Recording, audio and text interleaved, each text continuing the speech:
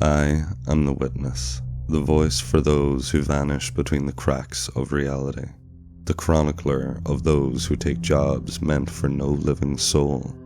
Some doors should never be opened, some offers should never be accepted. This is the story of Marion Holt and the night she met the Ferryman. Marion Holt was desperate. She had lost her job 2 months ago. Bills piled up. The landlord left warnings taped to her door. She ate less and slept even less. Each rejection email, each ignored application pushed her closer to the edge. That was when she met him, the recruiter. She was sitting on the steps of her apartment building, hands buried in her face, when the shadow fell over her. He stood there, tall and still, dressed in a formal suit and a wide-brimmed hat that cast his face in darkness.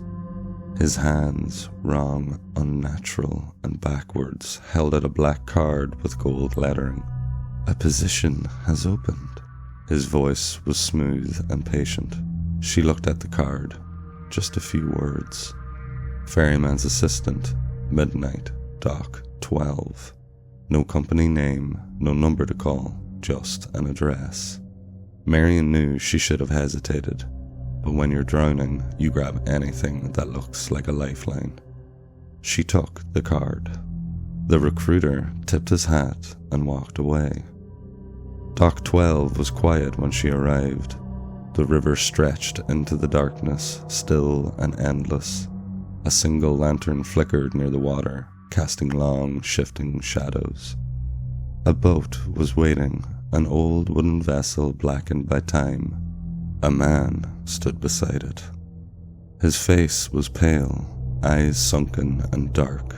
His clothes, an old-fashioned coat buttoned to the neck, seemingly untouched by the breeze rolling off the water. He looked at her without a word and motioned toward the boat. A job was a job. Marion stepped in. The ferryman took the oar and they drifted into the mist. They didn't row toward the other side of the river. They rowed somewhere else. The mist thickened, swallowing the city lights behind them. The air grew heavy, pressing against Marion's skin. Shapes moved in the fog, figures standing at the water's edge, watching.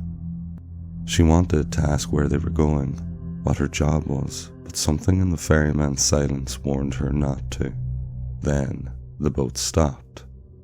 The river stretched out endlessly, yet something else was here, a darkness deeper than the night, shifting, waiting. The ferryman turned to her. "The fare must be paid." His voice was distant, as if spoken from the bottom of the river itself. Marion hesitated. "What fare?" The ferryman did not answer. The water around them rippled. Hands broke the surface, dozens of them, grasping, reaching. Their fingers were thin and colorless, their nails black. They clawed at the edges of the boat, waiting. Marion scrambled back. What do they want?" The ferryman tilted his head slightly. "A life." Her stomach turned to ice. "Whose?" The ferryman did not blink. Marion understood then. It was hers. The job was never about assisting. It was about paying. She turned, ready to lunge for the oar, but the ferryman was faster. He raised a hand, too long, too pale, and touched her forehead.